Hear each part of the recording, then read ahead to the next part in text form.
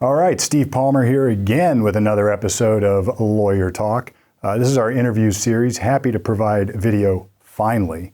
Got a great guest here today, Matt Brown. Matt, how you doing? Very good. Good to see you again, man. Absolutely. Thanks for having me. You're sort of an Ohio guy for sure, but sort of a Columbus guy now. Yeah. I tell you, there's probably a lot of people, they don't even know you're from Ohio or even what you do. You're a professional fighter. Yeah. Professional fighter. Been in the UFC for 11 years now. I think it'll be my 11th year. 25 fights. 25 fights? Yeah. Wow, that's pretty impressive. 25. Now, a boxer, like I've seen boxer records, and 25 would seem like almost a career. Yeah. I've had 25 in the UFC, and then I don't know how many outside the UFC. I've only kept track of the UFC ones, but 11 years and getting ready to get back in there again. Wow. Well, we're going to get to that, but let's back up for a second. You're from around the Dayton area, right? Sort of in between the triangle of Dayton, Columbus, and Cincinnati, in a very, very small town no one's ever heard of called Bowersville, Ohio. Probably the closest thing that people recognize to it is the Jeffersonville outlet malls. Oh, okay. Yeah, that's probably maybe 10 miles from there. So they didn't exist when I was a kid, but I remember when they built the first McDonald's there. That was, there was, some like a pilot station or something for truckers, and then they built a McDonald's, and we would ride our bikes. I was like 12 years old or something. I'd ride my bikes that 10-mile stretch just to get a freaking burger. Get a burger at McDonald's? Yeah. Now, I grew up in a small town, too, and I remember they added the first McDonald's. It was big news. It's big news, right? Yeah. I imagine you didn't, as a kid, think, my goal is to be a fighter. Or what was your goal? No, I didn't know it existed, really, until I was probably 22, 23 years old before I even seen the first VHS of UFC fighting. When I was a kid, I probably wanted to be a vet most of the time, or work with animals in some regard. That's what I like doing the most. I grew up in very country area. We had animals my whole life, and I just love being around the animals, and I still do to this day. I was sort of pushed towards being a machinist. That's what my dad did for a living. So I was sort of projected to take over his business. He owned a business, a machine shop. He owned his own machine shop, and that was sort of, I was mechanically inclined. I've worked on stuff my whole life. And that was sort of where my path was meant to go. Gotcha. And just didn't turn out that way. Well, I mean, we're not going to hold much back here, but you ran into some issues as a kid, or did you get into trouble? Or Yeah, so like the whole machining and working on stuff was just so easy to me, I think. I just got bored with it. School was very easy for me. I was an honor student up until probably like my junior year, and I never did homework. I didn't care about it. I didn't like it. I didn't want to be there. But it just came so easy, and I wasn't really challenged the way I probably should have been. I think the schools have done a lot better these days. Like my own kids are in the gifted and talented programs, and I see their work, and it's challenging for them. It's difficult. This stuff, I was in a very, very small school, and there just wasn't a challenge for me. And I didn't really fit in like with those kids that were in the honors classes. So, I was kind of left in limbo, I feel like, and just kind of ended up going my own path, and that led to a more destructive path. And then I wasn't really fitting in with the jocks, athletes, whatever. Did you play sports? I did play some sports, and I excelled in the sports that I played. But again, growing up in that small town, there was a lot of politics involved, right? So there'd be like I was way better than the starting guy, but he still gets to start. Oh yeah, the old story, like the kid whose dad is the coach all the way through, and then that sort of spills over into the high school sports too. Yeah, exactly. And wrestling was the only thing that if you win, you get to wrestle. And I didn't actually wrestle very well.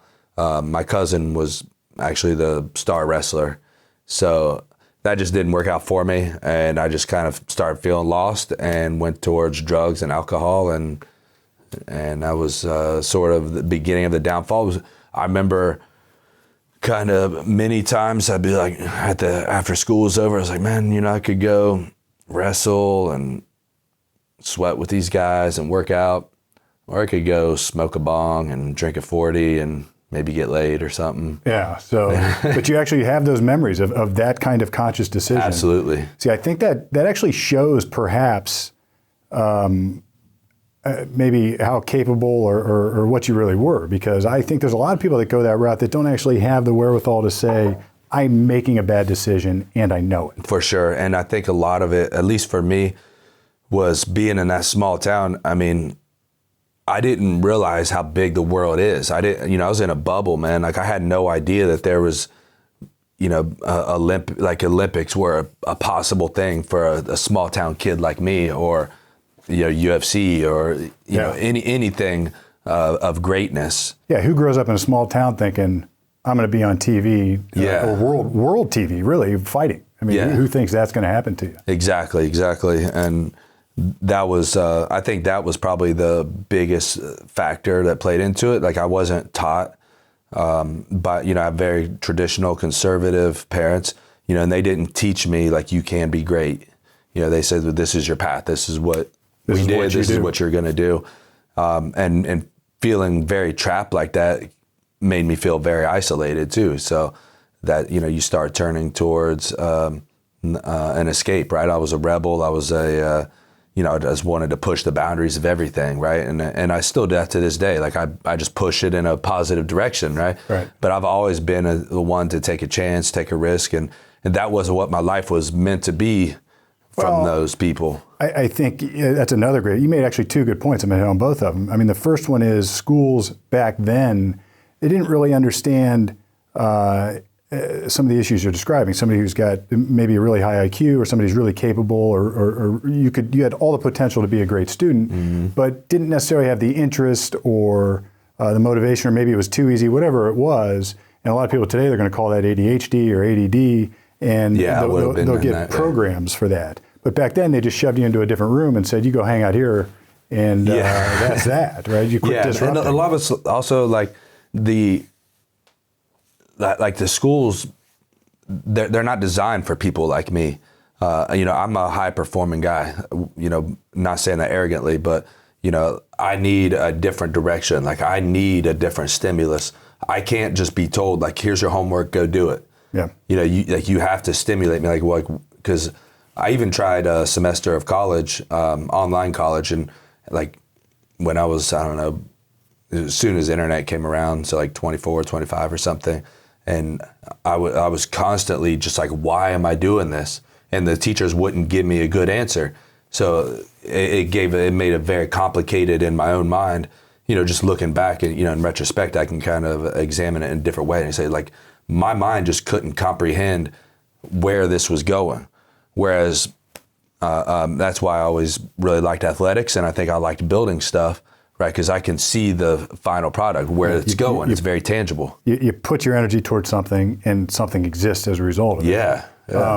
And the other point I wanted to make really quickly is that you said that some of your drive for life, so to speak, either has led you in really bad directions or other very successful directions.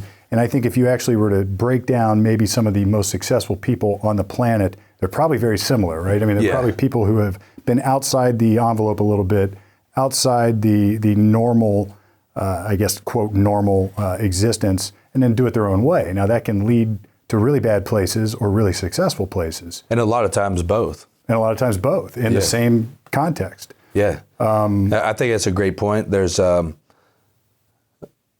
do think the schools and the systems, so to speak, are recognizing it more and more. We're all wired different ways.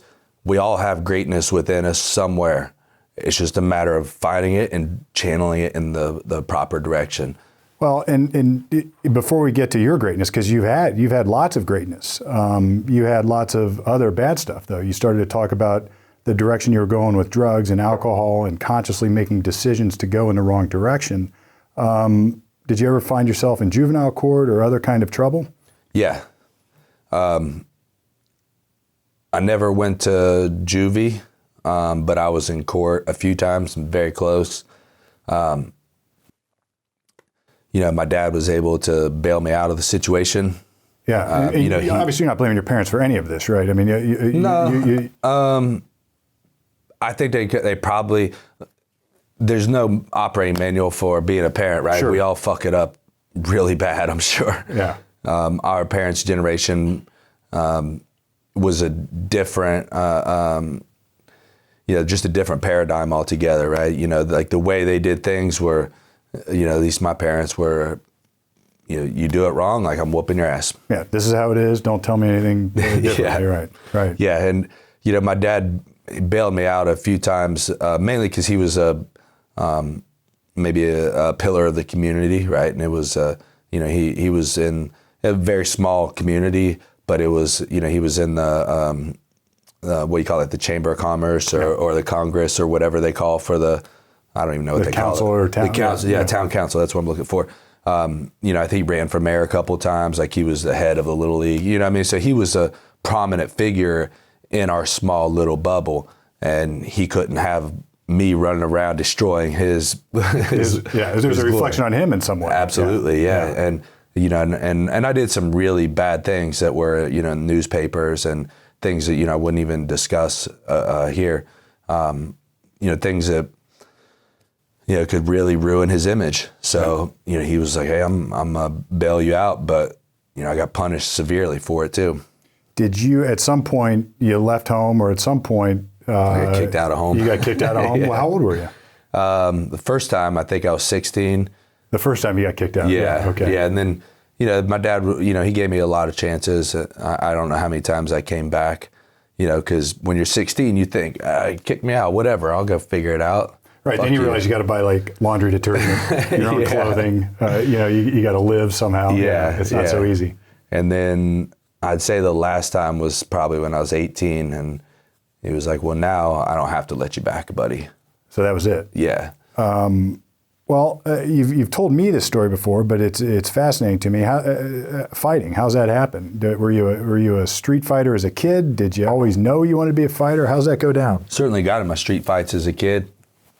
They're up and downs. I'm not one of those guys like I never lost a street fight. I mean, I absolutely got my ass kicked a few times in the streets. Well, I think anybody who denies that is probably not being completely honest. Or either, they didn't get in a lot of street fights. They didn't get in a lot of fights, right? There's always somebody tougher. Yeah.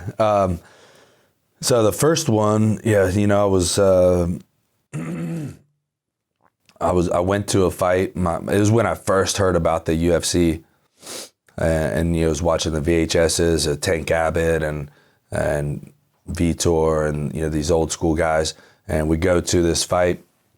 My friend, his name is Fat Joe, was supposed to be fighting. He's supposed to be fighting Wes Sims, actually, I think. Well, Wes decided not to show up, which is just, I don't know why, but... Now, this is back in the days, like the early days of UFC. I mean, it was like the Wild West, man. It was like, we didn't have a commission. We didn't have a commission or anything. So, I'm there at this fight, and I'm all coked up. And like coked up? Yeah, like on blow, like, just having a good time, just... I'm there just watching the fights. Party and watch your buddies. Yeah. I was there to watch him fight, and then I had another friend that was supposed to fight too. I think his guy didn't show up, whatever. Now, where was this? Chillicothe. It was either a Moose Lodge or an Elks Lodge. Chillicothe, Ohio, just south of Columbus. Yeah. About, an hour and 20 minutes or so. Yeah, a little hillbilly town down there. And, it was really exactly what you would see on a movie. I mean, there's guys sitting around smoking cigars, betting on the fights, and it's really the Wild West. And they'd had a couple of, I guess you call them like prelim fights or whatever, and it's just so there were guys doing like grappling and some kickboxing, different things. Now, at this point, had you had any? I mean, you said you tinkered with wrestling a little bit, I think, but had you had any training as a fighter? No, were you boxing in a gym? Were you doing anything at all? No, nothing. I did like some backyard stuff, like we'd be in the grass in the backyard and we'd put on boxing gloves and stuff, but nothing of relevance. No formal training whatsoever. We just talked about it all the time, right? Like we knew what we were doing.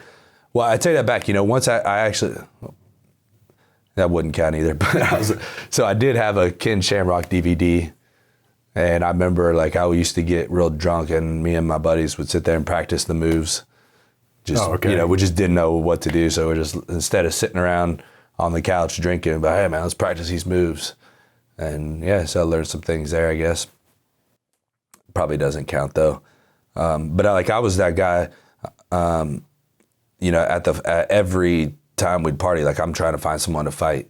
Really? And not necessarily being a redneck about it and being violent. I'd just be like, hey man, like let's go put on the boxing gloves, bro. So you're not talking like just going to kick somebody's ass. You're just saying, let's put on the gloves and see what we let's got. go fight. Yeah. Most people aren't really about that. So eventually I would have to kind of amp up the stakes a little bit and be like, all right, well, if you don't want to fight, and push the guy. Now you have to. Yeah, now you got to fight, buddy.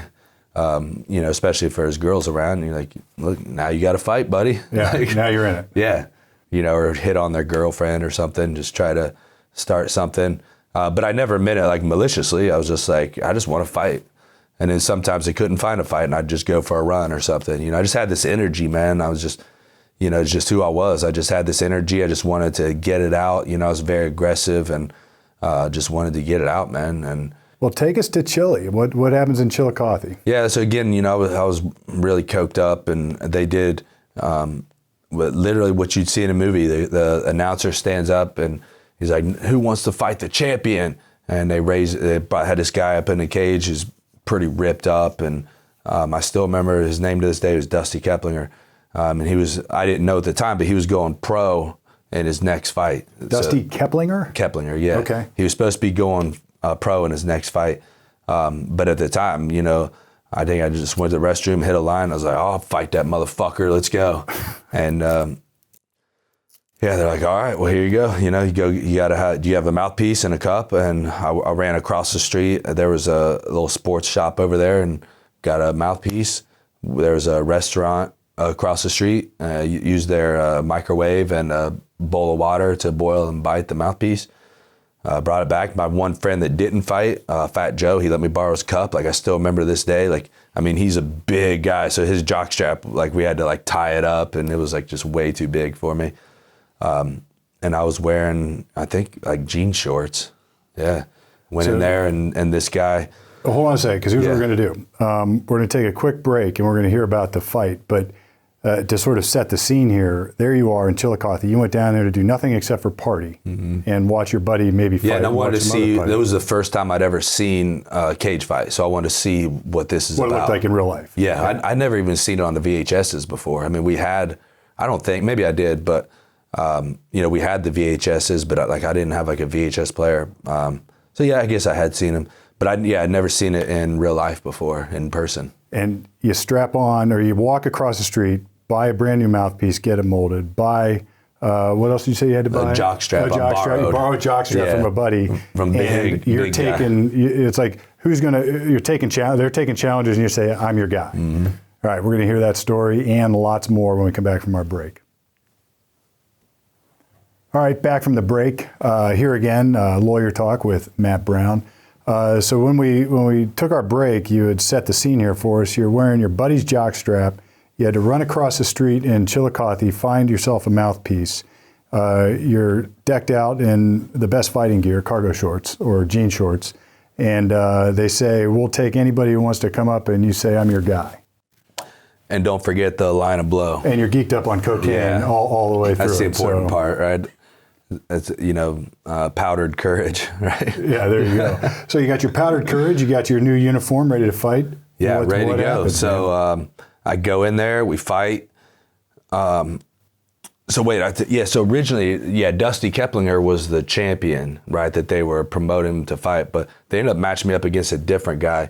And this guy was, I'm sitting in the back and, my guys are telling me kind of the backstory on him, and they're like, he's a tough man champion.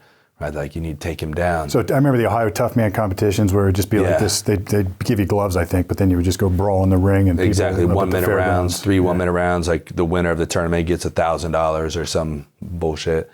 So he was this supposedly the champion of that, and so we go out there and fight. And this guy, I'm expecting a wild brawl. I'm expecting we're going to really throw down. He comes out and shoots a double leg on me straight away. It's like a wrestling move. Yeah. Grabs my legs, try to take me down. So I did a playground, schoolyard choke, guillotine. That's what I would call it today. Back then, I just called it squeezing his head hard as I could. Yeah. I squeezed his head hard as I could, and he tapped out. That was it? Yeah. I mean, it was probably 1 minute into the fight. So what's that? I mean, I imagine the elation then. Yeah, well, I mean, I kind of just got up like, oh, I'm a fucking hard ass, yeah, like, you know, and then later, so, you know, that went pretty quick, and then they said, you know, go to the back, and they're like, hey, man, you want to fight again?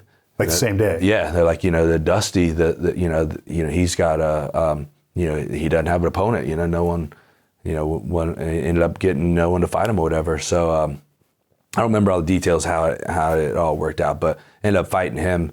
And yeah, he beat the shit out of me. Oh yeah. Yeah, I mean, he beat the hell out of me. Now you go into that ring. Tell me what I mean, do you remember what you're thinking? It's like you're going into the ring. You're just like, I guess I'm here. I got to be honest. I don't remember all the details of what I was thinking.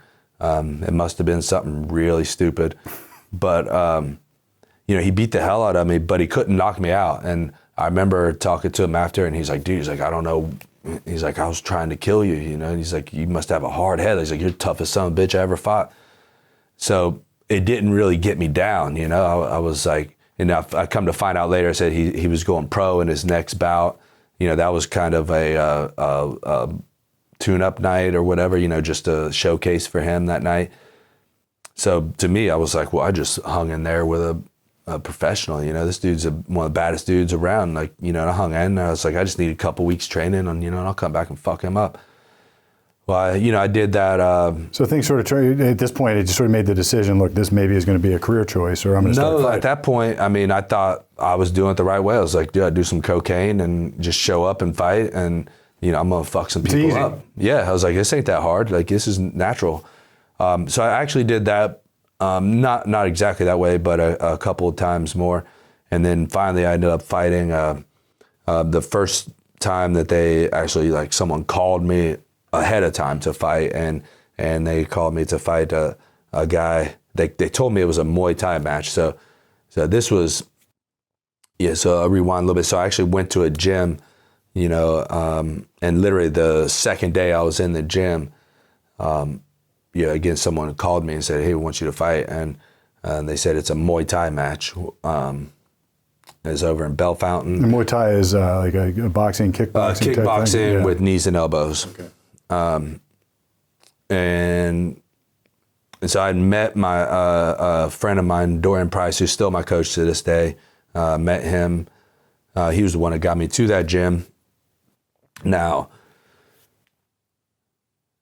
So now I have 2 weeks to train for this fight. So you got 2 weeks to learn Muay Thai. I mean, or is that? Yeah. Okay. Yeah. Yeah. So Dorian starts teaching me some Muay Thai stuff. You know, I go over to that fight.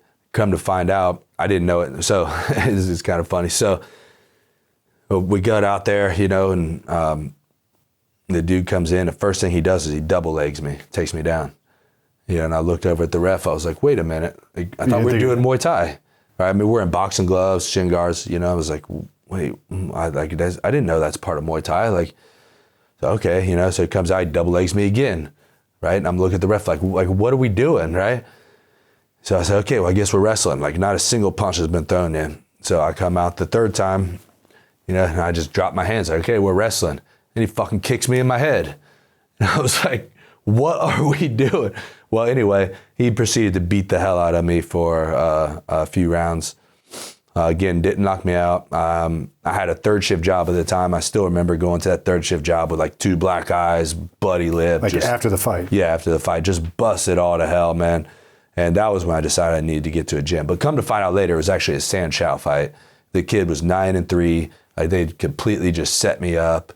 You know, just one of those things, right? You know, it's not an uncommon thing in combat sports, right? They'll find someone that's willing to fight, and, you know, they'll put the skilled guy in there against them. Just to give him tune up or do whatever. Yeah, just to get, you know, to pad his record. But it sounds like that was at least a turning point where maybe you're thinking, all right, I got to get a little more serious. Yeah, so that's when I realized, because I've been to the gym probably maybe 2 times, you know, and that was, it wasn't like I was training at the gym. You know, I was going there like, you know, like, I'm a hard ass, you're a hard ass, yeah, you know, just meatheads, right? Going without a plan. Yeah, but that was the first time I felt like I really like seen real technique and a guy that had a strategy, you know, in terms of him taking me down and in terms of setting me up for things. And I started feeling like, you know, I was during the fight, I could feel actual setups happening. I was like, there's a lot more to this than I realized. But again, that was the second time that I got the shit beat out of me by a guy way better than me, and I survived it. Right. So I thought, okay. So in the loss, you found a little bit of confidence. For sure. Yeah. And again, I mean, it was easy to justify it in my head. I was like, I was set up basically both times. Right. But I thought, I don't want to be that guy either to just go in there and be getting beat up. So I want to start learning stuff. So I started working with Dorian. And again, I still work with him to this day. He's my main coach. And at some point, the curve sort of cross on drug and alcohol use versus I got to get serious about this. Yeah. So first, and that's when I decided I was going to pursue MMA, was right then, and not kickboxing. Dorian has always pursued kickboxing. He crossed over to MMA for a little bit, got on the Ultimate Fighter, and fought in the UFC once. But his path was Muay Thai. My path was going to be MMA. So I took a fight, and basically what happened in my head back then was I was going to quit doing drugs and alcohol for like 3 weeks. Okay. And then that's my training camp, and then I go fight. So I quit for 3 weeks for this first fight, and now, I'm getting prepared for it. I invite my friends, my family. It's down at the LC Pavilion. And that was the first time I was sober doing it. The first time I did what I called a camp, a 3-week camp. I go in there, and it was the scariest thing I'd ever experienced in my life. When I did it before, I was drugged up.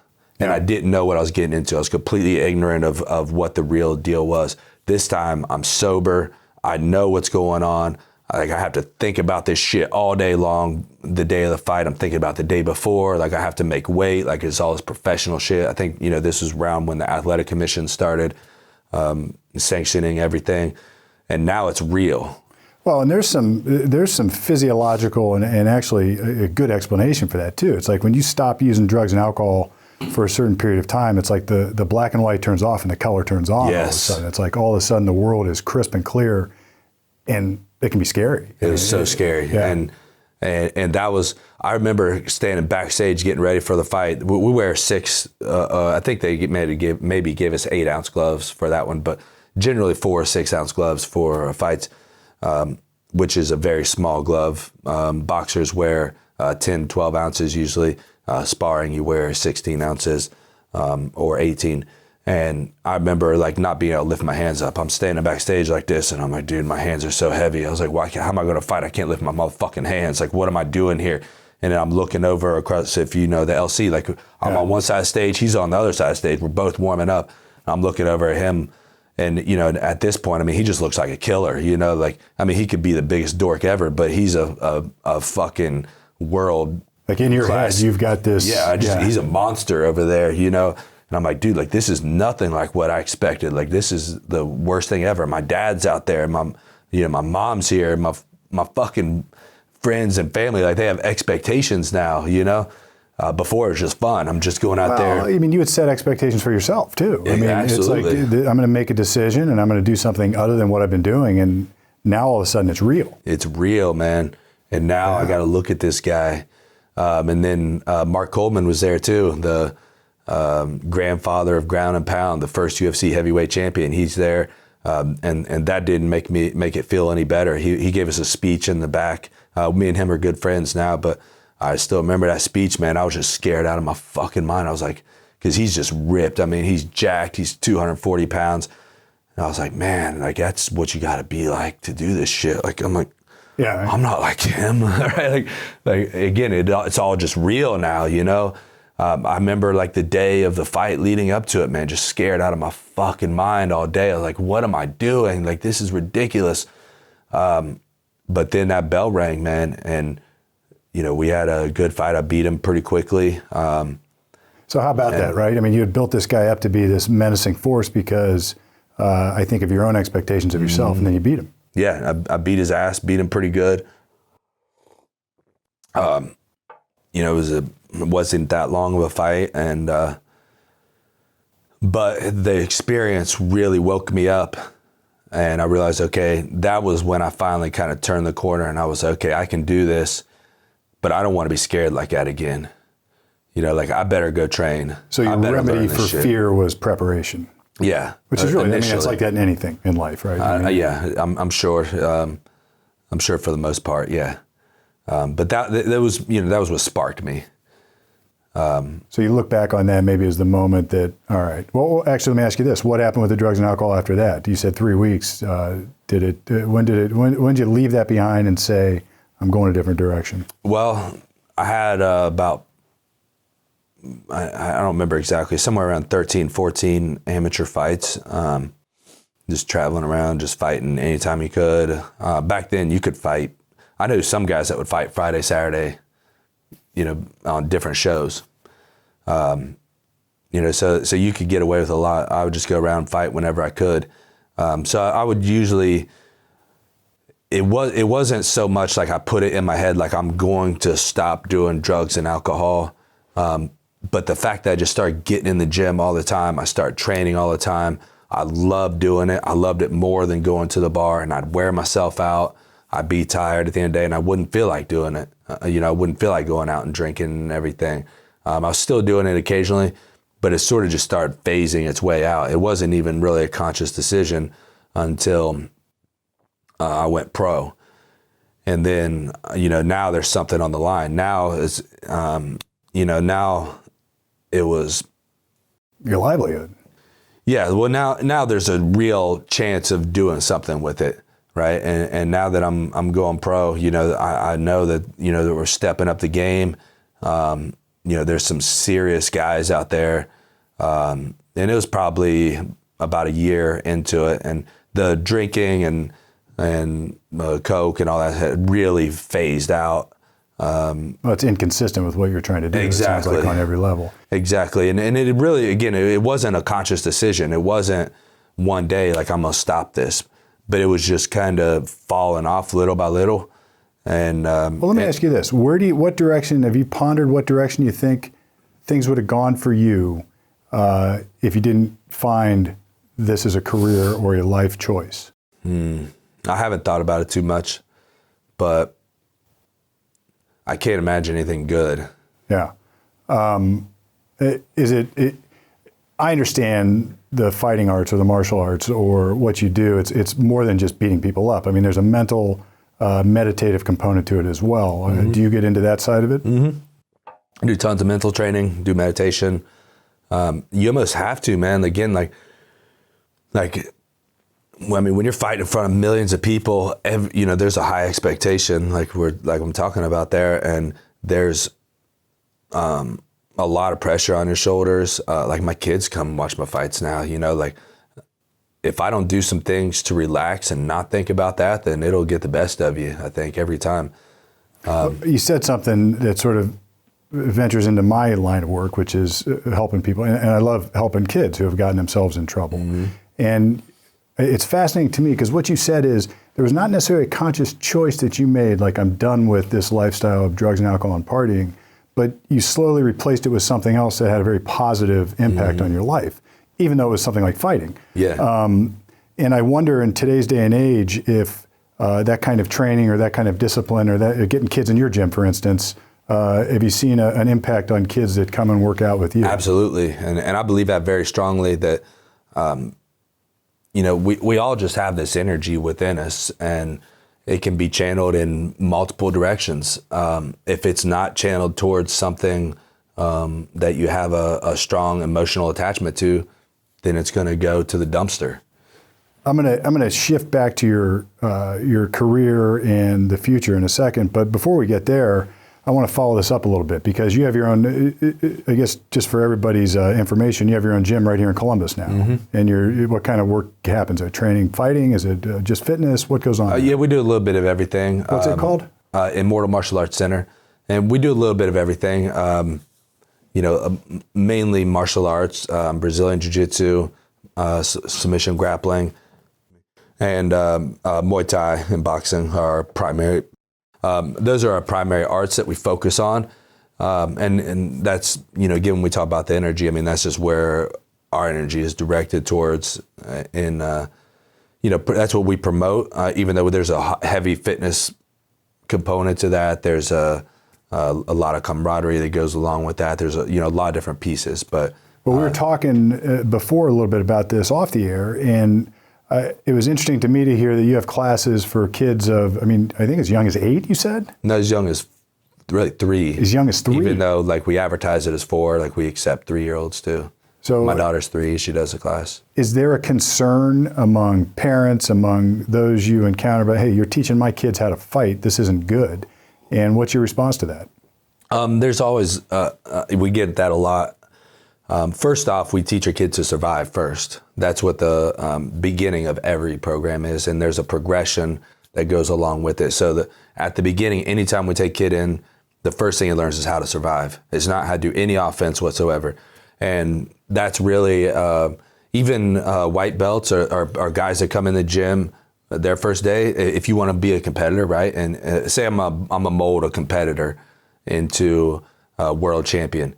The first thing I'm going to teach you is how to survive, right? You're not going to have confidence in an offensive position unless you know how to survive the worst position, right? So, what I mean by that is, how can you be confident to do something offensive when when you get into competition, the chances of an offensive technique are very slim. So you have to constantly be doing offense, and the chances of you missing that offense and ending up having to defend something are very high. So we always put a focus first on defense. Yeah, defense wins the fight, I guess. Defense wins championships, right? That's the old football saying, and it's the same thing for us. I mean, to have the offensive confidence, you have to have the defensive confidence first. So we want your kid, no matter what terrible situation he's in, he has a confidence that he can get out of it. And what I try to promote to them is, or what I do promote to them, is learning how to logically assess a situation and take the emotions out of it.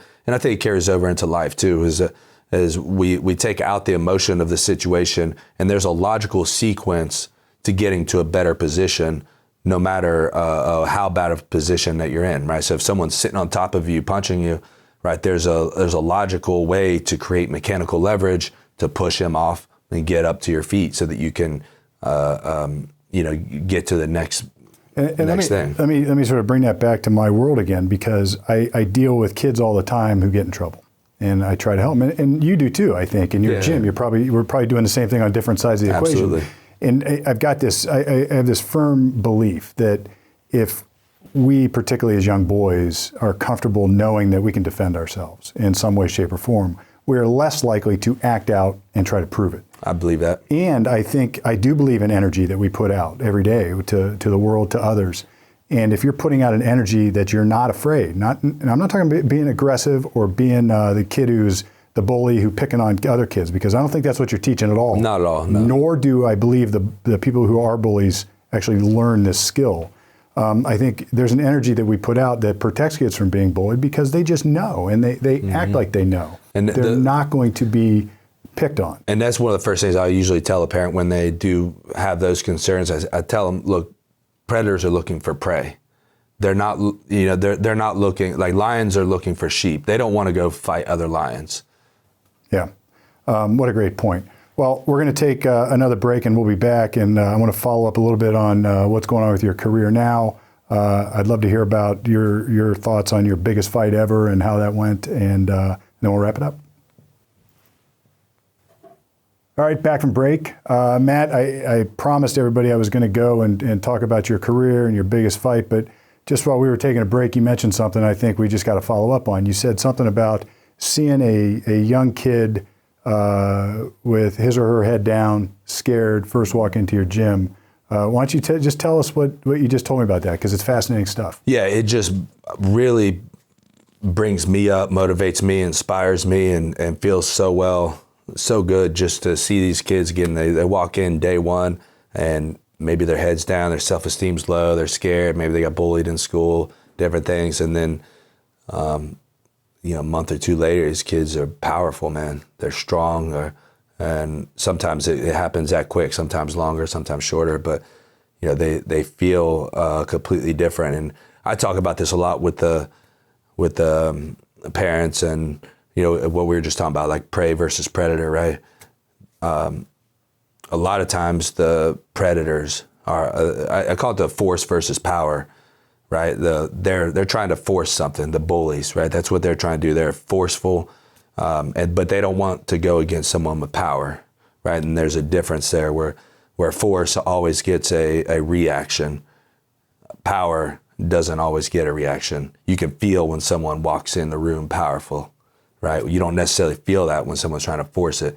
And you can see that with politicians, I think, is a very common thing that we see where they're really trying to force something on you and you're just like, dude, I'm not getting it, man. I don't feel it. That's so true. But there's speakers that are powerful and it doesn't matter what they say and they just really resonate within you no matter what. And that's what I want to try to teach the kids to be like, don't try to force anything. You need to be a powerful kid. You walk around with power. And that's why we call it the Warrior Kid program, because that's what a warrior is someone powerful. It's such a, you know, how insightful that is. It really, I almost can't describe it. I remember as a kid, and you're a mechanical guy, your dad had a machine shop, and I remember a lesson, or dare I call it a lesson, I remember my dad, maybe not yelling, but coming down on me all the time, whether I was trying to turn a bolt on my bike or whether I was trying to do something else and it wasn't working. He had the same comment almost every time. Don't force it. And then when you realize it's just about leverage or it's just about a little something else, maybe it's not threaded right, or maybe you just need to fix something and then it's easy. And that's sort of that power, right? You still absolutely. And it's true when I talk to juries or I am talking to anybody about their problem. If you just cram something down somebody's throat, it rarely works. You have to find the common ground and then discuss it there. And that's sort of like using force, I suppose, in a positive way, as opposed to just trying to cram something down somebody's throat. Yeah, absolutely. And that's, boy, I could go on pretty deep into that. Maybe not too much. Maybe next time. Right. But there's, there's a lot to be said with that, because that's exactly what jiu-jitsu, submission grappling is all about, right? The forceful guy gets so far. You be stronger than hell. You can be athletic. Just all these have the greatest qualities in the world. But then you take a guy like a Damian Maia, right? Who's just a powerful guy on the ground, and that's what jiu-jitsu is really all about. And that's what combat sports is really about: is how to take that energy and use it in a powerful manner and not a forceful manner. You told me something last time we talked too that resonated with me a lot. You said, look, we all, meaning you professional fighters, have a certain skill set, right? You understand the grappling, you understand the striking, you understand all these arts. And then it's about how they get implemented in the mental side of it. And it's far more deep and complex than I think most people realize. Yeah. Well, when you're putting your life on the line and you have the potential of humiliation in front of millions of people, it takes a certain mindset to deal with that properly. Again, my kids come to my fights and they watch. And they have expectations. They're 8-year-old twin boys. They watch a lot of WWE and stuff, right? They have an expectation. They're like, you're going to go out there and get the belt, right? Like that's all they're thinking about. And well, look, man, let me just throw you a bone here, because I've heard this now like 4 times from you. Your kids are watching now. Your kids are watching now. Your kids are watching now. Obviously, you have a huge commitment to being a father to your children, and I think that's I'm a father too, and it's a huge motivating force in my life to be an example for your kids. And I that's think it's just amazing to me how much our lives can switch once that becomes part of it. Yeah. And what I really try to get through to them is how to be a sportsman and not just a winner. Yeah, this is my jackass rule, right? I don't care if you're winning or losing. If you're acting like a jackass, you're still a jackass. That's it, right? You're still a jackass. And I try to promote to them, it's a tough balance, though, right? Because ultimately, the winners are the ones remembered.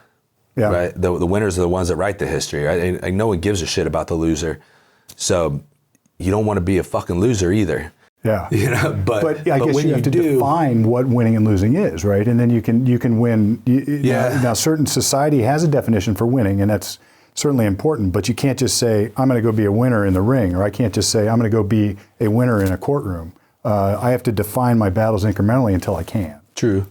Yeah, that's certainly one way to look at it. The way that I try to describe it to my kids, I tell them, like they do these tournaments and stuff now, and they play all the baseball and football and all that.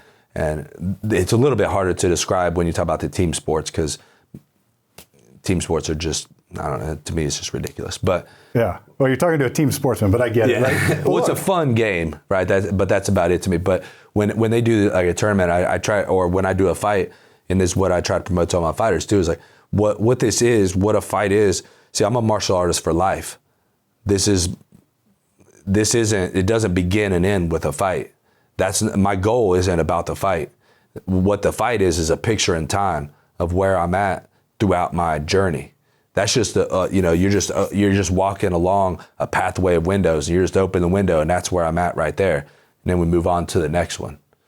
So that's not the end right there. What an interesting way to look at it, right? Because that prevents you from going back and wallowing on the defeats, but it makes you move forward to the next thing, right? Yeah. Exactly, and it keeps me remembering that success is not a finite thing, and failure is not an infinite thing. Yeah, it's in fact both are sort of fleeting, right? Unless you failure is only until you accept it, then it's not failure, right? That's only failure is an internal thing, not an external thing. Now, people are obviously going to put that on you. Oh, you failed. You didn't do it. But well, that's a huge part of your world, right? Because I think, even the greatest fighters, I grew up in an era watching Muhammad Ali fight. Even he lost. Mm-hmm. And there's only a few ever undefeated. Well, and even those that were undefeated, I mean, Floyd and Rocky are really the only two. Yeah. I mean, Floyd wasn't fighting like Sugar Ray Robinson was every week, fighting the same guy 5 times. That's why Sugar Ray was undefeated, right? They say the only guarantee, if you live in the arena, the only guarantee is you're going to get your ass kicked. Well, Floyd just happens to be a master at choosing the right time, right place. That's why I always say he's the most successful sportsman in the history, not the best. Yeah, period. well, and I think, using different comparisons, the people who have it all together from a business standpoint, from the art that they're engaging in, whether it's, football, fighting, or golf, or whatever it is, it's like you have to have all that come together and not be injured at the same time, right? It's like all those things sort of have to, you have to have like the sense, the work ethic, the natural skill, and then a little bit of luck because you didn't get injured. Or maybe there's a luck. And then, but again, that's why Floyd is the master. I mean, he's been injured many times, but he waits for the right time. And then he sees his opponents. He waits for the right time for them. And that doesn't necessarily mean out of their prime either. I mean, he does his research. He knows where they're at in their lives, what's going on. Canelo, for instance, I think was probably one of his best wins, right? Canelo's now, I think, number 2 pound for pound, maybe number 3. At the time, Canelo was like a 20-year-old star, but he wasn't really a star until Floyd made him a star, right? And then Floyd pumped him up to be even bigger than he was at the time. We all knew he was going to be great, but a year later, 2 years later, Canelo could probably handle that stage that Floyd put him on. Sure. Right, Yeah. and he probably beats Floyd, I think. But he's a bigger guy too, so he makes him cut a lot of weight, puts him on the biggest stage. Right, so he manipulated the entire game, and there's nothing wrong with that, right? But that doesn't mean he's the best. That means that he's the most successful, and that's part of the art of war. I mean, if you're gonna define a win's a win. A win is a win. Now, fortunately for Floyd, he's got a scenario where he gets to be able to do that. Now, when you're starting off, when you're the 20-year-old, you're going to take it. You don't have a choice. You got to take it. So now, at some point, though, Floyd was in that spot, and he survived it. I mean, I guess that's. You can go back and you can say he had it. Now maybe which is controversial on its own. Like he definitely lost to Castillo. All right. Well, I'll leave that for the professionals to debate. Right. I'll leave that to the professionals to debate. Well, look. Let me ask you a little bit. Is your fight career over? It's not over. No. I'm fighting December 14th. So this coming December, you got to fight, and here you are sitting here at 5'11". Now, what's your thought or what's your plan to get ready for a fight? Well, again. I train all the time. I'm a martial artist. I'm a martial artist for life. So there's not really so much a get ready. I'll change a few things to get specifically ready for this opponent. I'll up the intensity of the training. I'll start bringing in more specific partners. Do you know your opponent yet? Yeah. Okay, so you've got your opponent. When does the camp start? Like the quote camp? Yeah, so that's what I always put a quote around it too, because it's not really a camp, right? Like I'm always ready. What I'll have to do is like I'll start usually about 12 weeks out. I'll start cutting weight. That way I can kind of slowly drop it properly. But then again, just maybe 4 to 6 weeks out, I'll start pushing a little bit more specificity in the training. And that's about the only difference. I mean, again, it's a long journey for me. It's a marathon. And, my opponent's going to show me some things about myself that either are right or wrong in where I'm at on my journey right now. Now, when you talk about cutting weight, is this, are you leaving weight class? You staying in your own weight class? No, same weight class. Yeah. Okay. I just, I'm coming off an ACL injury, so put on some weight due to all that, and kind of focused on a few other things in my life, and so just a little bit heavier than normal. All right. Well, I also promised the next question, which I'm curious about. Your most memorable. There you go. Your most memorable fight. I have two of them. So I get asked this question a lot. So the first one would be Eric Silva in Cincinnati. And that was mainly so memorable because all my friends and family were there. I was the main event. That was more family came to that than my family reunion.